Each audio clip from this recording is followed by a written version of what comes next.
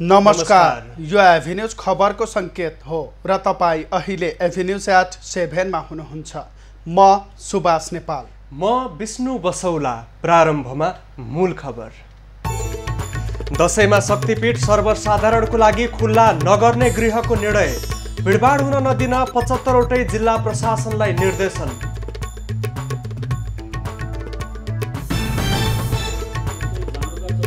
अहिलेको कृषि व्यवस्था रहेसम्म ब्रह्माजी नै आए पनि 5 लाख मेट्रिक टन मल ल्याउन नसक्ने कृषि मन्त्रीको दाबी। कृषि प्रणालीमै परिवर्तनको खाँचो। बुढी गण्डकीमा भ्रष्टाचार भएको भन्ने आरोप निराधार भएको प्रधानमन्त्रीको दाबी। पूर्व प्रधानमन्त्री भट्टराईले जनता भड्काउने कुचेष्टा गरेको भनाई। नेपालमा थप 4392 जनामा कोरोना संक्रमण पुष्टि। सक्रिय संक्रमितको संख्या 37300 नाघ्यो।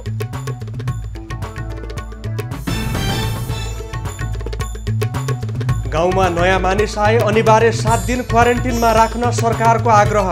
स्वास्थ्य प्रवक्ता भन्छन् अटेर गरे प्रहरीलाई खबर गर्नु। सम्पर्कमा नआउने जनताको जीवन बचाउन भन्दा सरकार भ्रष्टाचारमा तल्लीन रहेको कांग्रेसको आरोप। दशैंपछि सडक र सदनबाट आन्दोलन चर्काउने चेतावनी। र चिनिया कम्पनी सिनोफार्मले विकास गरिरहेको कोरोना विरुद्धको खोपको नतिजा सकारात्मक। पहिलो र दोस्रो चरणको परीक्षण सफल।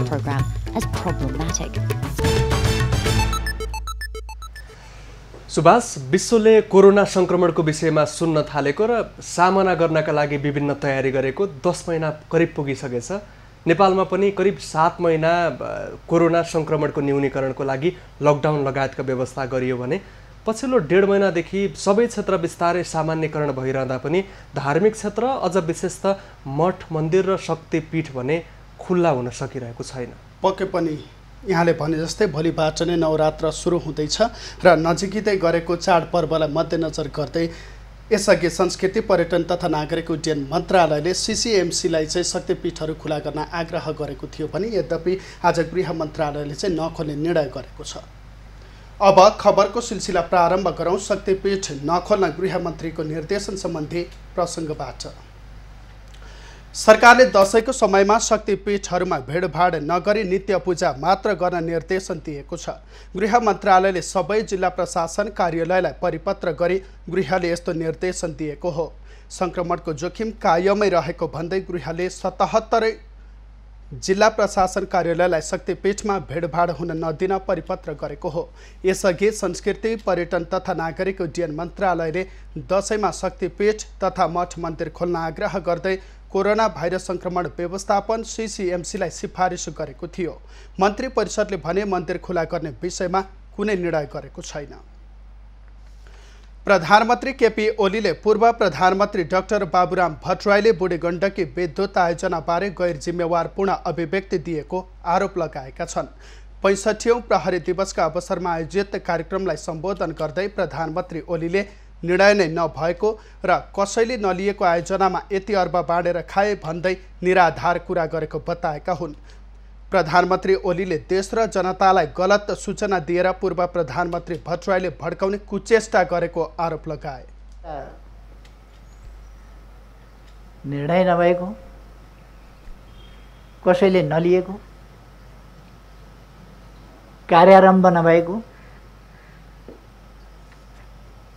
र त्यो हुन्छ हुँदैन, कसले गर्छ कसरी गर्छ भन्ने टुङ्गो नभएको आयोजनामा पूर्व प्रधानमन्त्री वर्तमान प्रधानमन्त्री समेतले यति अरब बाँडेर खाए भनेर गैर जिम्मेवार अभिव्यक्ति दिएको समेत सुनेको छु। भट्टराईले केही दिन अघि प्रधानमन्त्री ओली, पूर्व प्रधानमन्त्री द्वय पुष्पकमल दाहाल र शेरबहादुर देउवाले बुढी गण्डकी आयोजनाको 9 अर्ब रुपैयाँ बाँडेर खाएको दाबी गरेका थिए। प्रधानमन्त्री ओलीले बलात्कार जस्ता अमानवीय अपराध विरुद्ध चाँडै नयाँ कानुन ल्याउने बताए। जो कुनै पनि हालतमा मानवोचित छैनन्, हुन सक्दैनन्, अत्यन्त निन्दनीय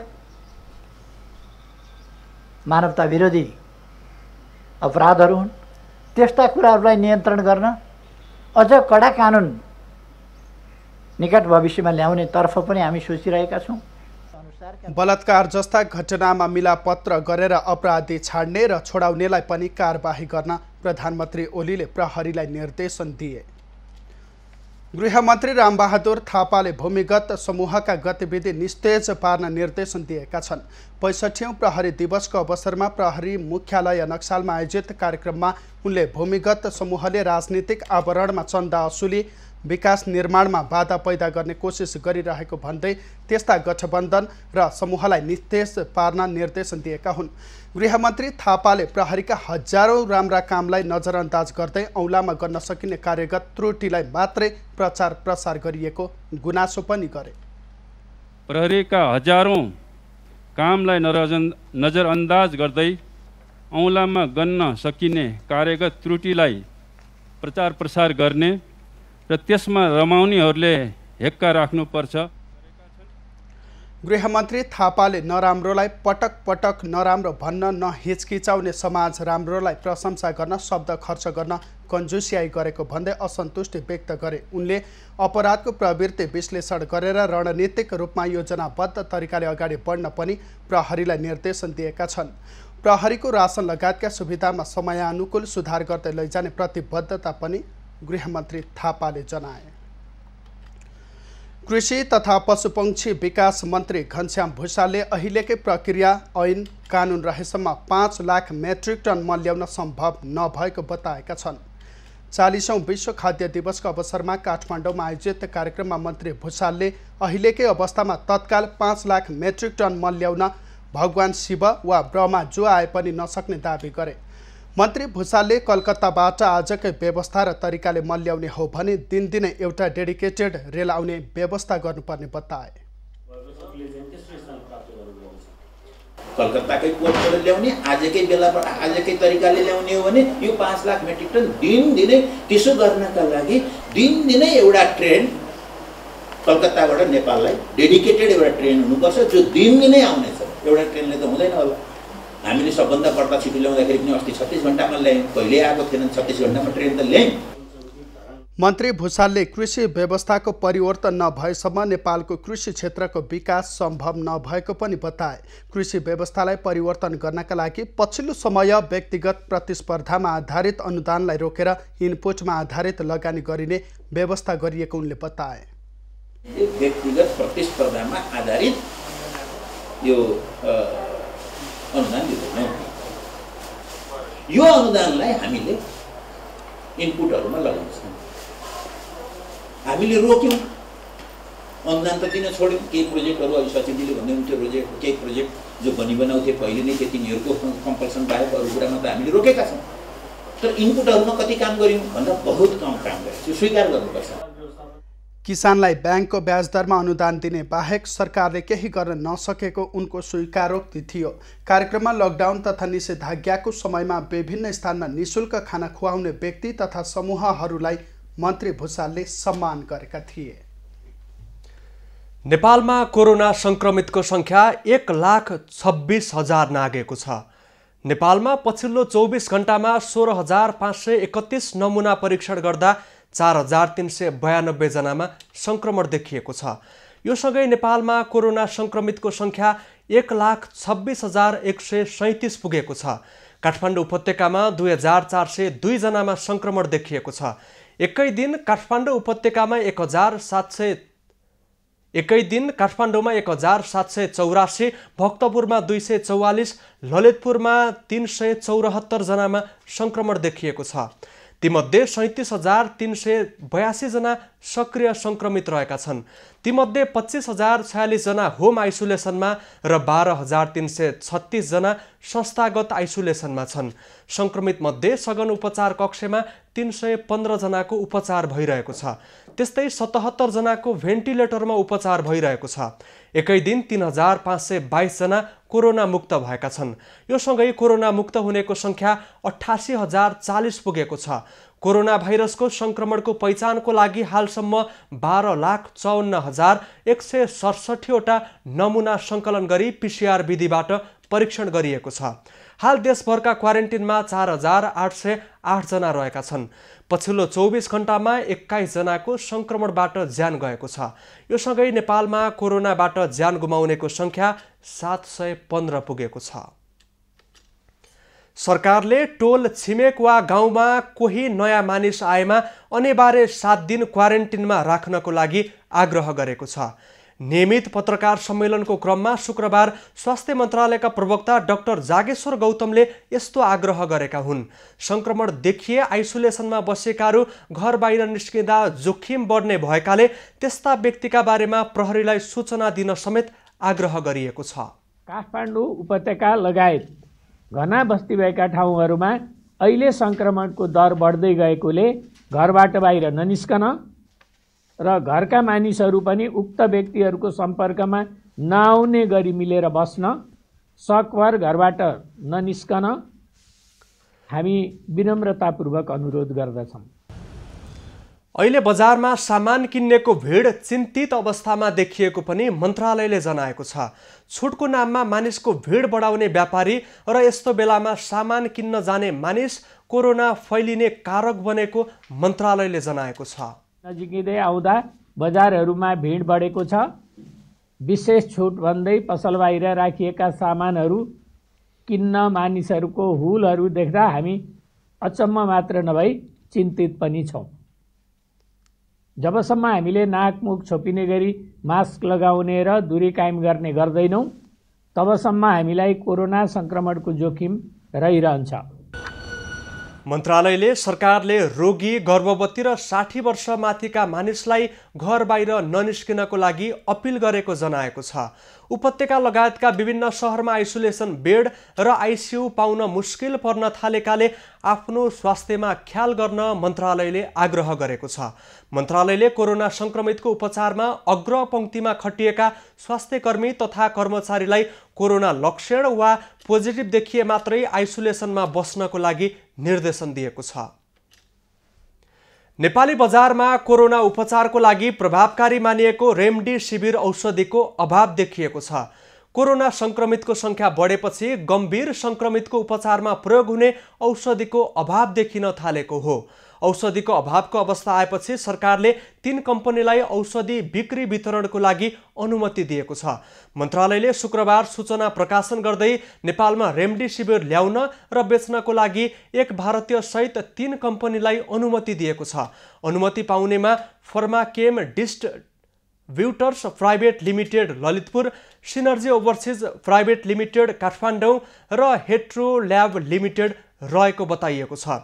कोरोना संक्रमितको उपचार गर्ने सरकारले चिकित्सकको सिफारिसमा अनुमति पाएका कम्पनीमा सम्पर्क गर्न मन्त्रालयले भनेको छ। रेमडेसिभिरले कोरोना पुरै निको भएको प्रमाणित नभए पनि यसले बिरामीमा राम्रो सुधार हुने देखिएको चिकित्सकको भनाइरहेको छ। गम्भीर अवस्थाका कोरोना संक्रमितलाई यो औषधि अहिले विश्वव्यापी रूपमा चलाउने गरिएको छ। यो औषधि एक भाइरलको करिब 7500 रुपियाँ पर्ने गरेको छ। परीक्षणकै क्रममा रहेको रेमडेसिभिरलाई केही समय अघि सरकारले प्रयोगको लागि अनुमति दिएको थियो। प्रमुख प्रतिपक्षी दल नेपाली कांग्रेसले कोभिड-19 रोकथाम तथा नियन्त्रणको लागि सरकार गम्भीर नभएको भन्दै आन्दोलन गर्ने भएको छ। कांग्रेस सभापति शेरबहादुर देउवाले सरकार कोरोना रोकथाम तथा नियन्त्रणको लागि गम्भीर नभएकाले दशैं लगतै विरोधका औपचारिक कार्यक्रम घोषणा गरी आन्दोलन गर्ने बताएका हुन्। कांग्रेसले गठन गरेको कोरोना सम्बन्धी अनुगमन समितिले तयार पारेको प्रतिवेदन बुझेपछि सभापति देउवाले दशैं लगतै संसदभित्र र बाहिर देशैभर सशक्त विरोधको कार्यक्रम गर्ने बताएका छन्। गर्नुपर्ने सरकारको सबभन्दा ठुलो दायित्व उसले बदतमिजी राखेको छैन। उसलाई के बदतमिजी जाने भ्रष्टाचार बाहेक के मतलब छैन। त्यसकारण चाहिँ हामी छिटै दशैं पश्चात चाहिँ अब मिटिङ बसाएर र ठुलो आन्दोलन मात्रै होइन पार्लियामेन्टमा पनि हंगामा गर्ने आन्दोलनको तयारी गर्नुपर्ने हुनाले यसलाई विश्वास गर्न चाहन्छु। सभापति देउवाले कोरोना संक्रमणबाट जनताको जीवन बचाउन सरकार जिम्मेवार नबन्दा संक्रमण महामारीको रूपमा फैलिएको बताएका छन्। सरकार संक्रमण रोकथाम तथा नियन्त्रणको लागि काम गर्न भन्दा पनि भ्रष्टाचार गर्नमा तल्लीन भएको देउवाले आरोप लगाएका छन्। कांग्रेस सहमहामन्त्री प्रकाश शरण महतले सरकार नागरिकको स्वास्थ्य सुरक्षा र दैनिक जीवनमा परेको आर्थिक सामाजिक कठिनाइप्रति संवेदनशील नभएको बताएका छन्। त्यसका लागि उद्धार राहतको समुचित व्यवस्था र अर्थतन्त्रलाई धराशायीबाट बचाउन नेपाली कांग्रेस सरकारसँग माग गर्छ। अन्यथा हामी सरकारका विरोधमा सशक्त विरोधका कार्यक्रमहरू सञ्चालन गर्न बाध्य हुनुपर्दछ। कोरोना भाइरसको संक्रमणका कारण नागरिक समस्यामा परेको कांग्रेसले उद्धार र राहतको समुचित व्यवस्था गर्न र देशको अर्थतन्त्रलाई बचाउन समेत माग गरेको छ। कांग्रेसद्वारा गठित अनुगमन समितिले विभिन्न क्षेत्रका व्यक्ति, विज्ञ र कोभिड-19 रोकथाम तथा नियन्त्रणमा खटिएका व्यक्तिसँग समन्वय गरी अनुगमन गरेको थियो। समितिले कोभिड-19 संक्रमण समुदाय स्तरमा फैलिँदा समेत सरकार गम्भीर नबनेको निष्कर्ष निकालेको छ। सुभाष, दशैं नेपालीहरूको महान चाड हो। दशैंको अवसरमा हुने खानेले मात्रै होइन, हुँदा खानेले पनि राम्रो लगाउने र मिठो खाने प्रचलन छ। यही क्रममा नयाँ लुगा मात्रै होइन, मासुको उपभोग पनि यो समयमा बढ्ने गर्छ र हरेक वर्ष काठमाडौँ उपत्यकामा सरकारले लक्षित गरी खसी बोका भित्राउने गरेको थियो भने यस वर्ष विगतको तुलनामा सोही अनुपातमा, सोही सङ्ख्यामा खसी बोका नभित्राउने भएको छ। पक्कै पनि विष्णु, यहाँले भने जस्तै दशैंलाई एउटा सुख पर्वको रूपमा पनि लिइन्छ र भेटघाट, रमाइलो, रमझम पनि गर्ने गरिन्छ र यहाँले भने जस्तै कोरोना संक्रमणका कारण अघिल्ला वर्षमा जस्तो काठमाडौँ उपत्यकामा मानिसको चहल पहल कम देखिएको छ र मानिसको बसोबास पनि जुन गाउँमा जाने मानिसहरू छन् निषेधाज्ञाका कारण पहिले नै गइसकेका छन् भने त्यसैलाई मध्यनजर गर्दै अघिल्ला वर्षहरूमा जस्तो त्यति सङ्ख्यामा खसी बोका सरकारले भित्राएको त छैन। यद्यपि भएकालाई मध्यनजर गर्दै कार्तिक 3 गतेबाट बिक्री वितरणका लागि सुरु गर्ने भएको छ। अब यसै सम्बन्धी थप खबर। खाद्य व्यवस्था तथा व्यापार कम्पनी लिमिटेडले कार्तिक 3 गतेदेखि काठमाडौँ उपत्यकामा खसी बोका बिक्री सुरु गर्ने भएको छ। कम्पनीको थापाथली स्थित प्रादेशिक कार्यालय परिसरबाट कार्तिक 3 गतेदेखि दशैंका लागि खसी बोका बिक्री वितरणको काम सुरु हुने भएको हो।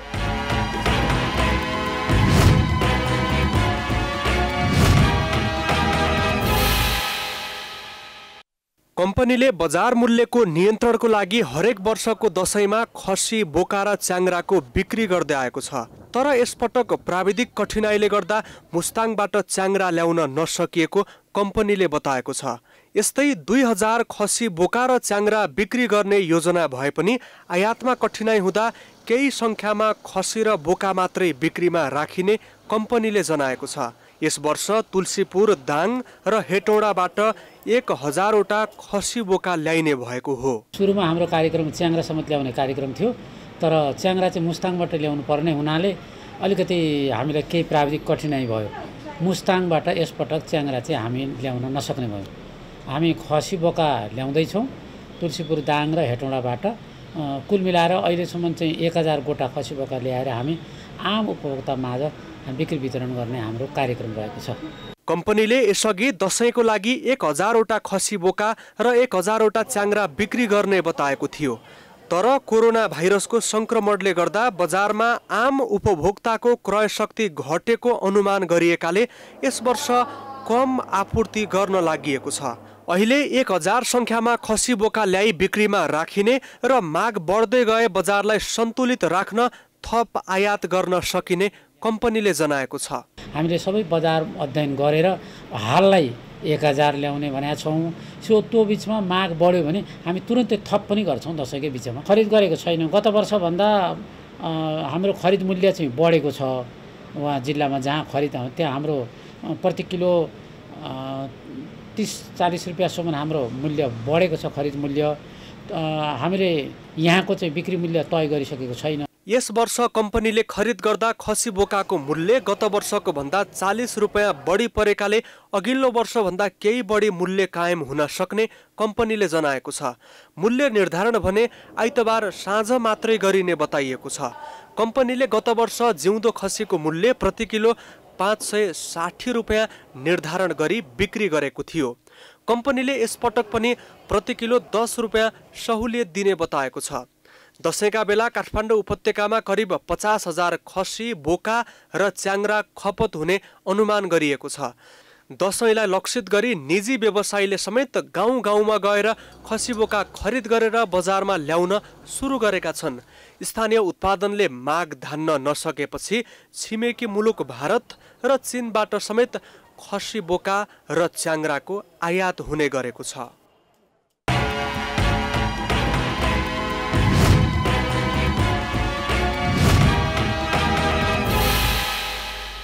बलात्कारी संगठन नामक फेसबुक ग्रुप चलाउने एकजनालाई प्रहरीले पक्राउ गरेको छ। पक्राउ परेमा प्युठानको झिम्रो गाउँपालिका 7 घर भई हाल नवलपरासीको कावासोती नगरपालिका 16 बस्ने 19 वर्षीय नवीन बस्नेत रहेका छन्।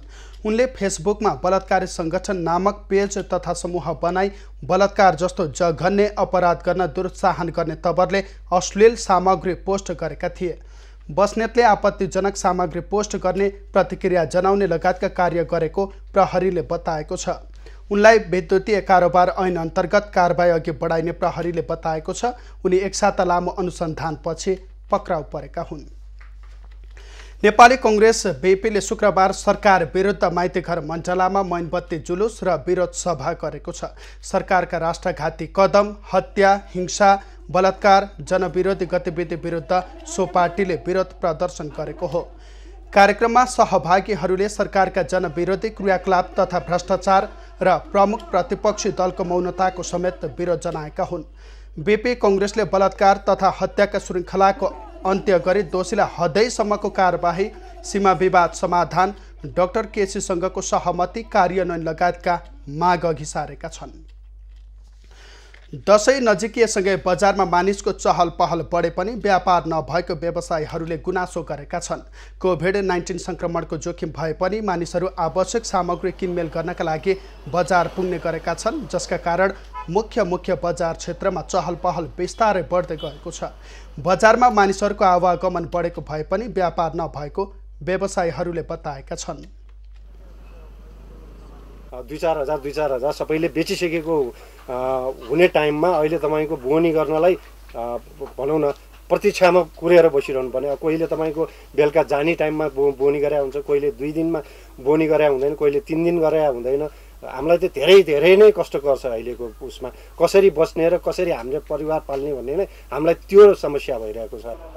कोभिड संक्रमणको जोखिमका कारण भिडभाड हुने बजार क्षेत्रमा नजान सरकारले आग्रह गर्दै आइरहेको छ।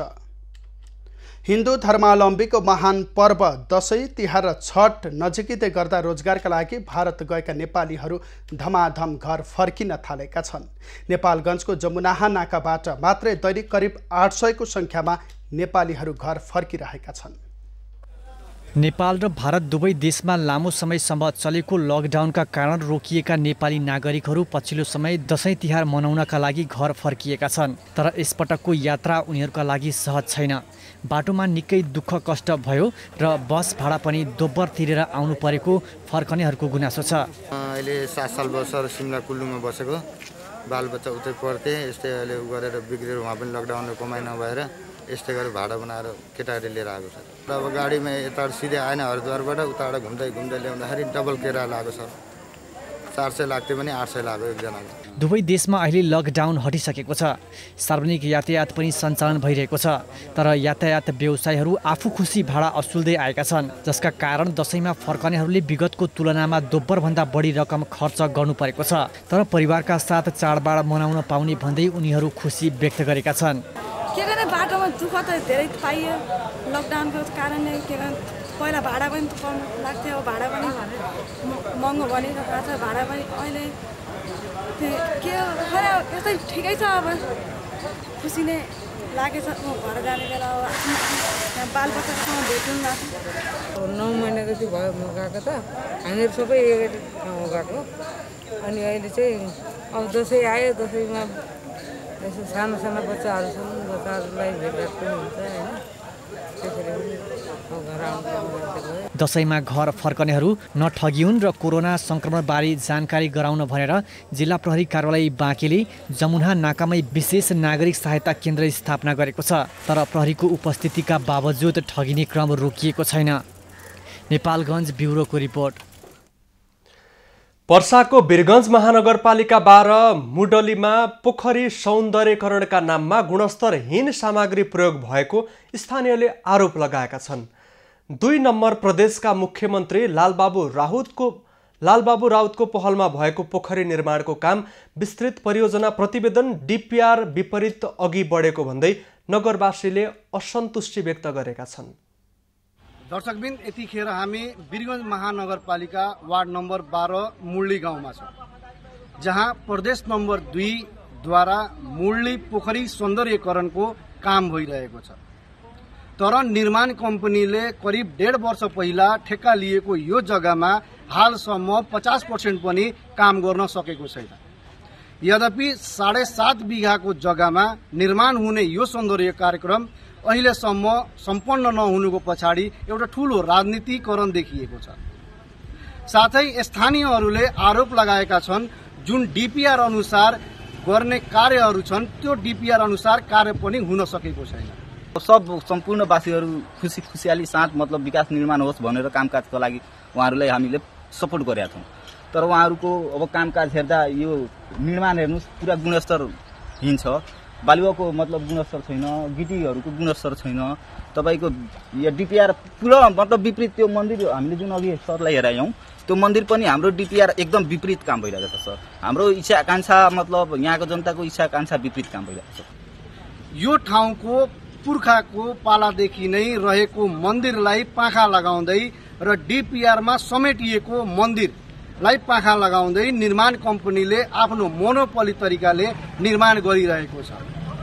स्थानीयहरूले बारम्बार विरोध गर्दा पनि स्थानीय सरकार भने मौन देखिएका छन् भने निर्माण कम्पनीका विभिन्न पदाधिकारी यसमा चापुलिसीमा लागेका छन्।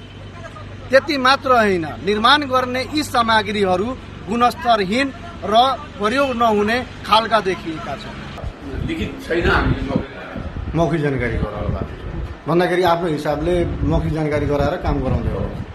हामीलाई यो विषयमा कहिलेसम्म जानकारी पनि छैन, हामीले थाहा पनि छैन। तपाईँ एउटा जनप्रतिनिधिको हिसाबले त्यहाँ चाहिँ अनुगमन गर्न जानुहुन्छ कि हुँदैन? जान्छ। कामहरू कस्तो भइरहेको छ? कामहरू ठिकै भइरहेको छ, एकदम राम्रो भइरहेको छ, गुणस्तर भइरहेको छ। अब त्यो हामीले त्यो गुणस्तर चेक गर्ने माफ गर्ने त्यो विषयहरू हुन्छ, हामीले थाहा हुँदैन। हामी त्यसरी आँखाले हेर्दाखेरि राम्रो भइरहेको छ। कतिपय निर्माण भएका वस्तुहरू अहिले निर्माण भइसकेका पश्चात पनि सजिलै हातले उखल्न थालेका छ। प्रदेश नम्बर 2 मा मुख्यमन्त्रीले खास गरी पर्सा जिल्लामा उहाँको गृह स्थानमा पनि यस्ता खाले परियोजनाहरू बडा चासोका साथ लगाएका थिए।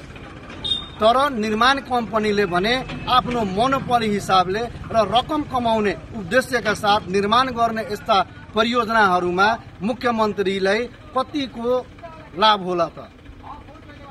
राजन रौनियार, पर्सा। झापा जिल्ला सहित प्रदेश 1 का निर्माण व्यवसायीले कोरोना भाइरसको महामारीका बीच निर्माण सम्पन्न गरेका योजनाको लामो समय भइसक्दा समेत भुक्तानी पाउन नसकेको बताएका छन्। तोकिएको समयमा काम सम्पन्न गरी बिल पेश गर्दा पनि प्रदेश सरकारले रकम भुक्तानी गर्न आनाकानी गरेको निर्माण व्यवसायीको दुखेसो रहेको छ। झापा जिल्ला सहित प्रदेश 1 का निर्माण व्यवसायीहरूले कोभिड-19 को महामारीका बीच निर्माण सम्पन्न गरेको योजनाहरूको भुक्तानी पाउन सकेका छैनन्।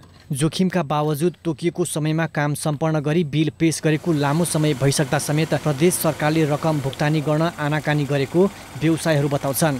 भारतीय मजदुरहरूलाई विदा गरेर सीमित नेपाली मजदुरहरूबाट हामीले सरकारसँग सम्झौता गरेका धेरै कामहरू सम्पन्न गर्यौँ। यसरी कामहरू सम्पन्न गर्दा पनि हामीले असार मसान्तमा हुनुपर्ने भुक्तानीहरू नै पाइरहन सकेको छैन। बन्दाबन्दीका बेला समेत निर्माण कार्यलाई जारी राख्ने नेपाल सरकारको निर्णय बमोजिम जिल्ला सहित प्रदेशभरका निर्माण व्यवसायीले कोरोना जोखिमका बावजुद निर्माण कार्य जारी राखेका थिए। तर सरकारको कानुन र निर्देशनालाई पालन गरी चुनौतीका बावजुद सम्पन्न गरिएका योजनाका बिल पास नहुँदा निर्माण व्यवसायी मारमा परेको निर्माण व्यवसायी सङ्घ झापाले जनाएको छ। विभिन्न योजनाहरू असार मसान्तमै सम्पन्न गरे, तर प्रदेश सरकारबाट जति पनि भौतिक पूर्वाधारको निर्माण कार्यहरू भए त्यसमा व्यवसायीहरूले आजको दिनसम्म भुक्तानी पाइरहेको अवस्था छैन। दसैँ तिहारको मुखमा आएर सबै निर्माण व्यवसायी, मजदुर र विभिन्न व्यवसायहरूलाई तिर्नुपर्ने रकम पनि तिर्नु नसकेको अवस्था। निर्माण कम्पनीले काम समयमा नसक्दा कालो सूचीमा राखी कारबाही गर्न अग्रसरता देखाउने सरकारले समयमा नै सम्पन्न गरेका योजनाको रकम दिन भने आनाकानी गरेको निर्माण व्यवसायी सङ्घ झापाको भनाइ छ। भुक्तानी नहुँदा व्यवसायीसँग सम्बद्ध श्रमिक, व्यापारी र आम मजदुर समेत मारमा परेका छन्।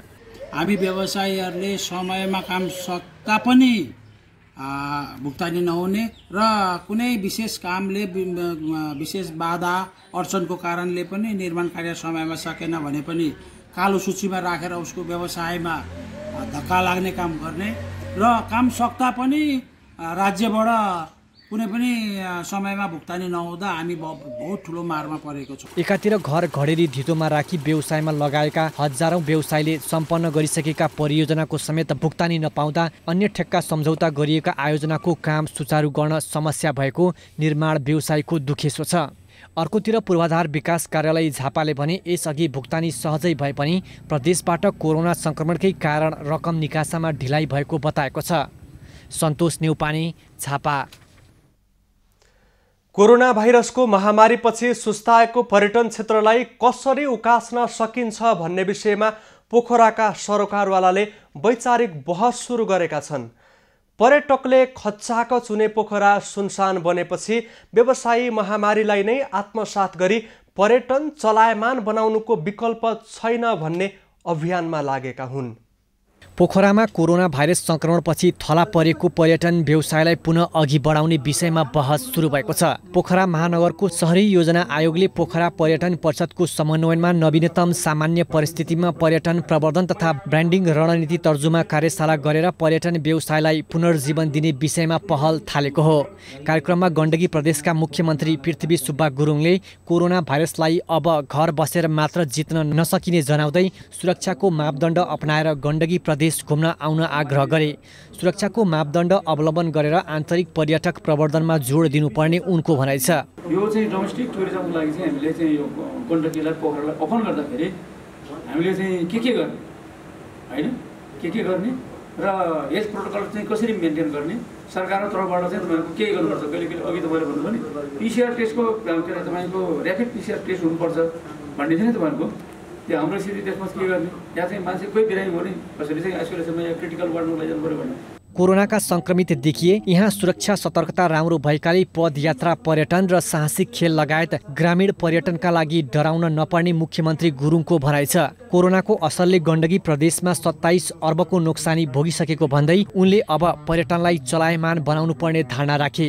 संस्कृति पर्यटन तथा नागरिक उड्डयन मन्त्री योगेश भट्टराईले भर्चुअल माध्यमबाट कार्यक्रमलाई सम्बोधन गर्दै कोरोना भाइरसका कारण पर्यटन क्षेत्रले मासिक 10 अर्ब घाटा बेहोरिरहेको र अर्थतन्त्रको ठूलो हिस्सालाई प्रत्यक्ष असर पारेको बताए। आन्तरिक र बाह्य हवाई मार्ग सञ्चालनसँगै हिमाल आरोहण र पदयात्राका लागि बिस्तारै बुकिङ खुला हुँदै गएकाले अब वैकल्पिक पर्यटन खोजीसँगै अघि बढ्नुपर्ने उनको भनाइ थियो। अहिले कोभिड-19ले हामीलाई एउटा ठूलो मानवीय क्षति भएको छ। विश्वमा सबै पर्यटन व्यवसाय एउटा धराशायी भएको छ र यसमा हामीलाई सँगसँगै अवसर पनि हामीलाई मिलेको छ क्या। अहिले समय पनि मिलेको छ। यो जुनसुकै चुनौतीमा हामीले चाहिँ त्यसबाट कालिएर त्यसबाट डराएर त्यसबाट घोडा टेकेर हुँदैन।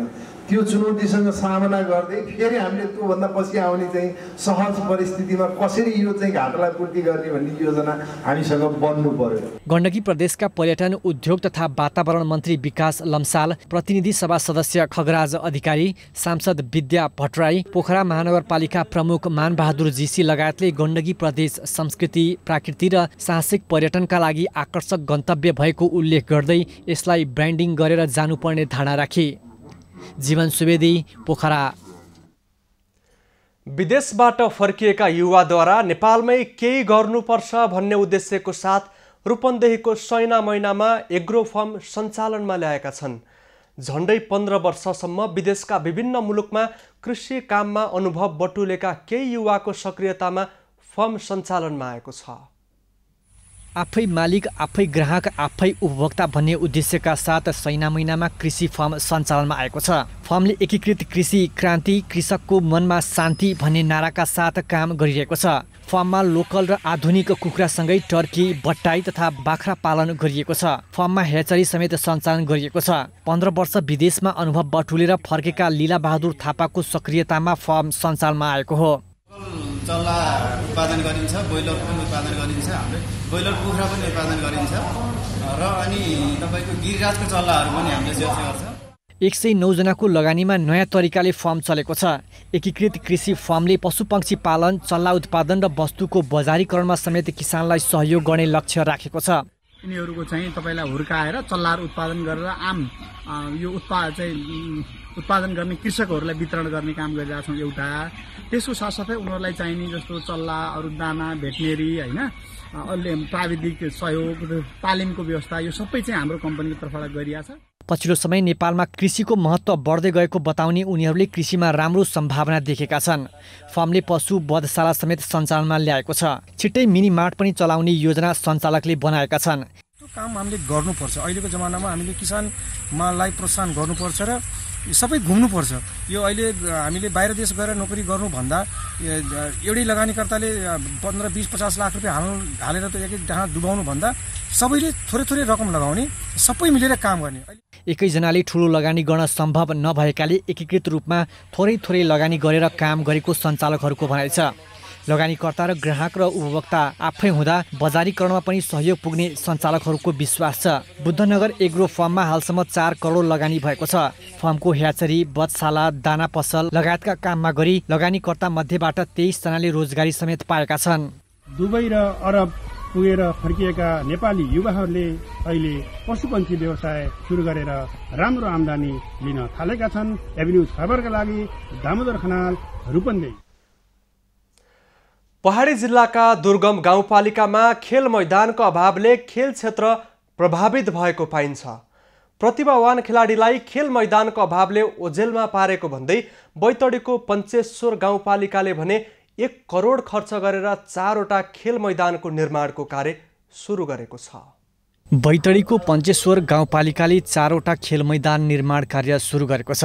पालिकाको विभिन्न क्षेत्रका विद्यार्थीहरूलाई खेल्न मिल्ने गरी 4वटा खेल मैदान निर्माण सुरु गरिएपछि स्थानीय विद्यालयले गाउँपालिकाप्रति आभार व्यक्त गरेका छन्। पालिकाले निर्माण गरेका खेल मैदानले स्थानीय खेलाडीलाई फाइदा पुग्ने शिक्षकको भनाइ छ। माध्यमिक विद्यालयको नजिकै रहेको एउटा नागार्जुन खेल मैदान निर्माण भइरहेको छ, जसले यहाँका खेलप्रेमी साना बालबालिकाहरूको प्रतिभालाई अवश्यमेव प्रस्फुटित गर्ने भन्ने यो विद्यालय पूर्णतया विश्वस्त रहेको अवस्था अहिले छ। खेल मैदान अभावमा स्थानीय प्रतिभाहरू ओझेलमा परिरहेका बेला पालिका भित्रका विद्यालयहरूलाई पाएक पर्ने गरी 4वटा खेल मैदान निर्माण हुनु सकारात्मक रहेको स्थानीयको भनाइ छ। जिल्लामा आयोजना हुने विभिन्न प्रतियोगिताहरूमा खेलाडीहरूले मैदान अभावमा अभ्यास गर्न नपाउँदा पराजित हुनुपर्ने अवस्थाको अन्त्य हुने अपेक्षा गरिएको छ। नपासी त प्रकृतिले दिएकै ग्राउन्ड हुनाले उहाँ जहिले पनि राष्ट्रपति रनिङ सिल्डमा प्रथम स्थान ल्याउँथे र हामीलाई पनि त्यति बेला लाग्थ्यो कि हामीसित पनि ग्राउन्ड भइदिएको भए हामी पनि केही गर्थ्यौँ कि है, न यहाँ दौड्नको लागि अब भलिबल, अब क्रिकेट कुनै पनि खेल सञ्चालन गर्नको लागि ग्राउन्डको अभाव नै टटकारो रूपमा रहेको थियो।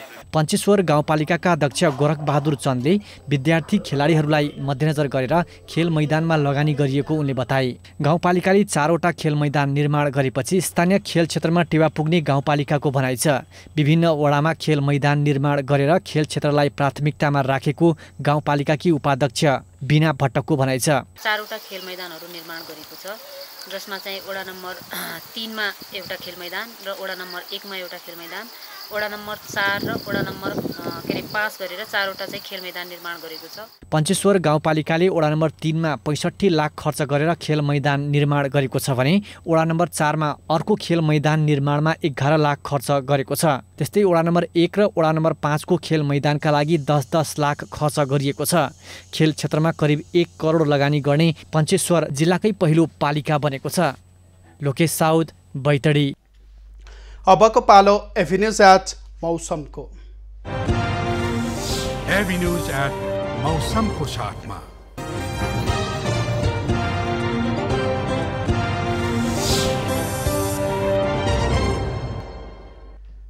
पछिल्लो 24 घण्टामा देशभरको मौसम सामान्यतया सफा रह्यो। आज राति प्रदेश 1 बागमती, गण्डकी र कर्णाली प्रदेशको मौसम आंशिक बदली भई प्रदेश 1 र गण्डकी प्रदेशका 1-2 स्थानमा हल्का वर्षाको सम्भावना रहेको जल तथा मौसम पूर्वानुमान महाशाखाले जनाएको छ। काठमाडौँ उपत्यकाको आजको अधिकतम तापक्रम 30 डिग्री सेल्सियस र न्यूनतम तापक्रम 17 डिग्री सेल्सियस मापन गरियो। आज देशभरको मौसम कस्तो रह्यो त हेरौँ देशका विभिन्न स्थानको मौसमी अवस्था।